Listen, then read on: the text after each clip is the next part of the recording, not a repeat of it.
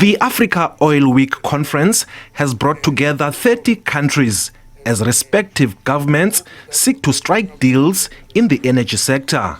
Mashatile used the occasion to call on delegates to assist South Africa with load shedding challenges.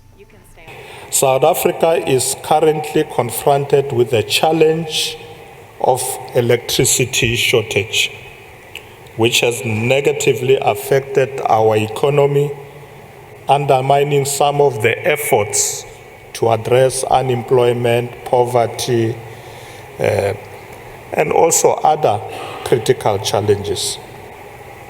As a result, we are exploring alternative energy sources to use and to ensure we have an adequate energy supply for our economy to operate optimally. The conference will explore deals in oil and gas. This as there are global calls for a reduction in carbon emissions to mitigate climate change.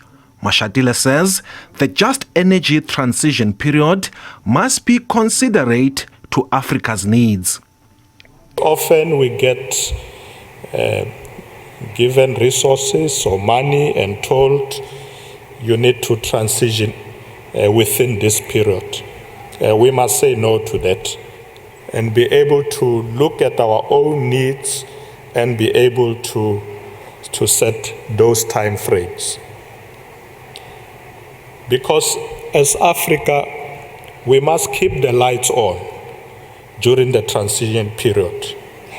Fossil fuels like oil and gas provide the capacity to manage the transition without further jeopardizing our developmental objectives. The Deputy President was backed by Mineral Resources and Energy Minister Gwede Mandashe. There is a global transition, and we must put an African context to transition. It should not be an imported concept that doesn't apply to our natural realities in Africa. There's no doubt that Africa is well endowed with oil and gas. We can't exploit oil and gas in South Africa because we want to breathe fresh air in darkness. We take environmental consideration to the extreme. Mandashe took it a step further, reiterating that non-governmental organizations must disclose their funders. Let's pay attention to NGOs, foreign funded, and blocking development in South Africa. And I made a proposal that we must consider. NGOs must register. NGOs must declare their source of funding, because we can't allow them to have unlimited funding. Political parties in South Africa are registered. Political parties in South Africa declare their source of funding. Therefore, we can't have a free will for NGOs and they block development.